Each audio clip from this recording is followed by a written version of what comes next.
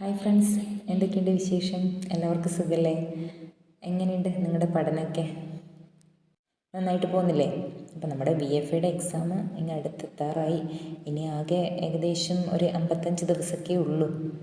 അപ്പോൾ ഞാനിന്ന് വന്നേക്കുന്നത് കഴിഞ്ഞ പ്രാവശ്യത്തെ BFAയുടെ കട്ട് ഓഫ് ലിസ്റ്റ് സംബന്ധിച്ച കാര്യങ്ങൾ നിങ്ങളുടെ മുന്നിലൊന്ന് ഇൻട്രൊഡ്യൂസ് ചെയ്യാൻ വേണ്ടിയിട്ടാണ് കേട്ടോ. അപ്പോൾ അത് കാണുമ്പം നിങ്ങൾക്ക് ഏകദേശം ഒരു ഐഡിയ കിട്ടും എങ്ങനെ എത്രത്തോളം പഠിക്കണം എന്നുള്ളതൊക്കെ. ഡിസ്ട്രിക്റ്റ് വൈസായിട്ട് നടക്കുന്ന എക്സാം ആയതുകൊണ്ട് തന്നെ LDC എക്സാമിനുള്ള അത്ര തന്നെ മത്സരം ഈ എക്സാമിനും തീർച്ചയായിട്ടും ഉണ്ടാവും കേട്ടോ. കഴിഞ്ഞ ഡിഗ്രി പ്രിലിംസൊക്കെ എഴുതി സെറ്റായി വന്നവരായിരിക്കും, അതായത് 3/4 പേരും ഈ ഒരു എക്സാം എഴുതാൻ വേണ്ടി നിൽക്കുന്നുണ്ടാവുക. അപ്പോൾ എന്തായാലും മത്സരം ഒട്ടും കുറയാൻ ചാൻസ് ഒന്നുമില്ല, കൂടാനേ ചാൻസ് ഉള്ളൂ. അപ്പോൾ ആ ഒരു രീതിക്ക് നിങ്ങൾ മുന്നോട്ട് പോവുക. പിന്നെ പറയാനുള്ളതെന്ന് വെച്ചാൽ ഒരു LDC എക്സാമിന് എല്ലാ ജില്ലയിൽ നിന്നും എത്ര പേരെ റാങ്ക് ലിസ്റ്റിൽ ഉൾപ്പെടുത്തുന്നോ അതിൻ്റെ ഭാഗം മാത്രമേ BFAയുടെ റാങ്ക് ലിസ്റ്റിൽ ആൾക്കാരുണ്ടാവും കേട്ടോ. അത് നിങ്ങൾ ശ്രദ്ധിച്ചാണല്ലോ.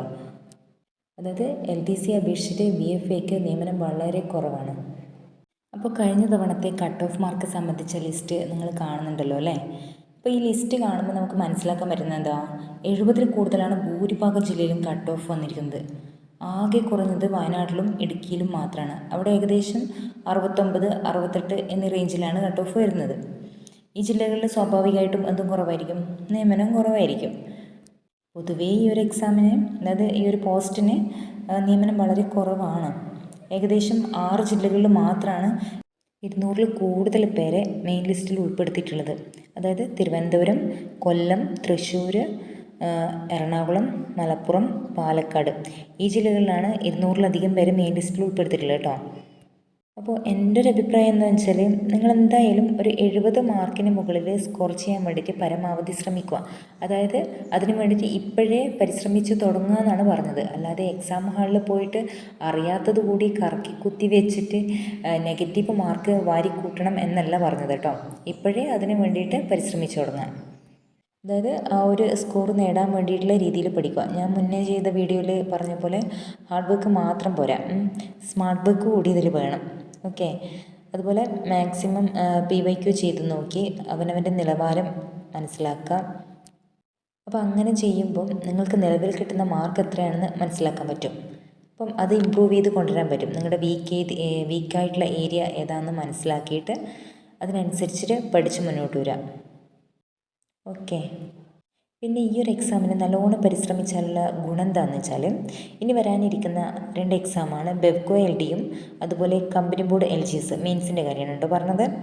ഇത് രണ്ടും ക്രാക്ക് ചെയ്യാൻ വേണ്ടി നമുക്ക് എളുപ്പം കഴിയും ഈ ഒരു BFAക്ക് വേണ്ടിയിട്ട് നമ്മൾ അത്രക്കധികം പരിശ്രമിച്ചിട്ടുണ്ടെങ്കിൽ. കാരണം ഇതിൻ്റെയൊക്കെ എന്താ പറയുക, സിലബസ് തമ്മിൽ വലിയ മാറ്റമൊന്നുമില്ല. അത് നിങ്ങൾ കണ്ടിട്ടുണ്ടാവുമല്ലോ. അതുകൊണ്ട് തന്നെ ഈ ഒരു എക്സാമിന് നിങ്ങൾക്ക് കഴിയുന്ന പരമാവധി മാക്സിമം നിങ്ങൾ എഫേർട്ട് എടുത്തിട്ട് പഠിക്കുക.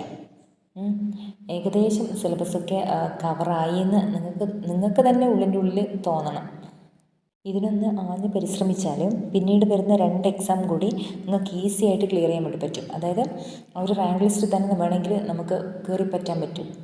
മനസ്സിലായില്ലേ? കാരണം എന്ന് വെച്ചാൽ മുന്നേ എഴുതുന്ന ഈ ഒരു എക്സാം നമ്മൾ എന്താ പറയുക, അതിൻ്റെ എന്താ പറയുക സിലബസ് വൈസ് ആയിട്ടുള്ള എല്ലാ കാര്യങ്ങളും പഠിച്ചു പോയാൽ ഇനി വരുന്ന എക്സാമിന് നമ്മൾ അതിന് വേണ്ടിയിട്ട് കൂടുതൽ ടൈം സ്പെൻഡ് ചെയ്യേണ്ട ആവശ്യം ഉണ്ടാവില്ല.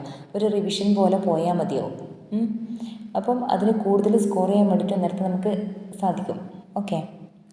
അപ്പോൾ അങ്ങനെയൊക്കെ പരമാവധി നിങ്ങളെ കൊണ്ടാവുന്ന രീതിയിൽ പഠിക്കുക. പലരും നമ്മൾ തളരുമ്പോൾ ശരിക്കും പറഞ്ഞാൽ സപ്പോർട്ട് ചെയ്തിട്ട് സംസാരിക്കാൻ വേണ്ടിയിട്ട് ചിലപ്പോൾ ആളുകൾ ഉണ്ടാവുമായിരിക്കും. എങ്കിലും ഒന്ന് ചിന്തിച്ച് നോക്കി നിങ്ങൾ. നമ്മൾ തന്നെയല്ലേ നമ്മളെ കൈപിടിച്ച് ഉയർത്തേണ്ടത്, നമ്മൾ തന്നെയല്ലേ നമുക്കുള്ള മോട്ടിവേഷൻ നൽകേണ്ടതും, മറ്റാരും അല്ലല്ലോ. ശരിക്കും നമ്മുടെ ഉള്ളിൽ തന്നെ ഒരു പവറില്ലേ. ഒരാൾക്ക് മാത്രം സാധിക്കുന്ന കാര്യമൊന്നുമല്ലല്ലോ ഈ ജോലി നേടുക എന്നുള്ളത്, എല്ലാവർക്കും സാധിക്കുന്ന കാര്യം തന്നെയല്ലേ. അത് നമ്മൾ എന്താ പറയുക, പുറത്തെടുക്കുന്നില്ല നമ്മുടെ ആ കഴിവ് എന്നുള്ളതല്ലേ ഉള്ളൂ. അതായത് നമ്മുടെ ഉള്ളിലുള്ള ഒരു കഴിവ് നമ്മൾ തിരിച്ചറിയാത്തതുകൊണ്ടാണ് നമ്മളിങ്ങനെ ശരിക്കും പറഞ്ഞാൽ തളർന്നിരിക്കുന്നത്. ചിലപ്പോൾ നിങ്ങൾ തളരുമ്പോൾ നിങ്ങളെ നോക്കിയിട്ട് പുഞ്ചിരിക്കുന്ന അല്ലെങ്കിൽ പരിഹസിക്കുന്ന മുഖങ്ങൾ ഒരുപാടുണ്ടാവും അല്ലേ? അപ്പോൾ അങ്ങനെയുള്ള മുഖങ്ങൾ ആലോചിച്ചിട്ട് വേണം ഇനിയുള്ള ദിവസം നിങ്ങൾ പഠിക്കാൻ കേട്ടോ. എല്ലാത്തിലുപരിയായിട്ട് എനിക്ക് പറയാനുള്ളതെന്ന് വെച്ചാൽ, നമ്മളെ തന്നെ സ്നേഹിച്ചിട്ട് തുടങ്ങിയാൽ മതി. അതായത് നമുക്ക് ഇഷ്ടമുള്ള കാര്യങ്ങൾ ചെയ്യാം, നമ്മൾ നമ്മളെ തന്നെ റെസ്പെക്റ്റ് ചെയ്യാം. അപ്പം നമുക്കിഷ്ടമുള്ള കാര്യങ്ങൾ ചെയ്യുന്നതിലൂടെ നമുക്ക് എന്തായാലും ഒരു സന്തോഷം ഉണ്ടാവുമല്ലോ. അപ്പോൾ ആ ഒരു സന്തോഷം കണ്ടെത്തിക്കൊണ്ട് ഒരു എൻജോയ്മെൻറ്റിലൂടെ പഠിക്കുക. അല്ലാതെ ടെൻഷനിലൂടെയോ സ്ട്രെസ്സായിട്ടോ കൊണ്ടുവരാണ്ട് കൂളായിട്ടിരുന്ന് പഠിക്കുക. ഓക്കെ. അപ്പോൾ നിങ്ങളെന്നെ ഒന്ന് ചിന്തിച്ച് നോക്കിയേ, നിങ്ങൾക്ക് ജോലി കിട്ടുന്നതിന് മുമ്പുള്ള ജീവിതവും അതായത് ജോലി കിട്ടിയതിന് ശേഷമുള്ള നിങ്ങളുടെ ജീവിതവും തമ്മിൽ എത്ര ഡിഫറൻസ് ഉണ്ടാവും. അപ്പോൾ അങ്ങനെയുള്ള നല്ല കാലങ്ങളൊക്കെ മുന്നിൽ കണ്ടിട്ട് നല്ല സന്തോഷത്തോടു കൂടി ഇരുന്നിട്ട് പഠിക്കുക കേട്ടോ.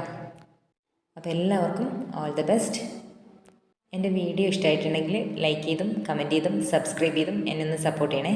ടെലഗ്രാം ഗ്രൂപ്പിൽ ജോയിൻ ചെയ്യാൻ താല്പര്യമുണ്ടെങ്കിൽ അതിന് ലിങ്ക് ഡിസ്ക്രിപ്ഷൻ ബോക്സിൽ കൊടുക്കാം കേട്ടോ. വീണ്ടും പുതിയൊരു വീഡിയോ ആയിട്ട് വരാം. Okay, by.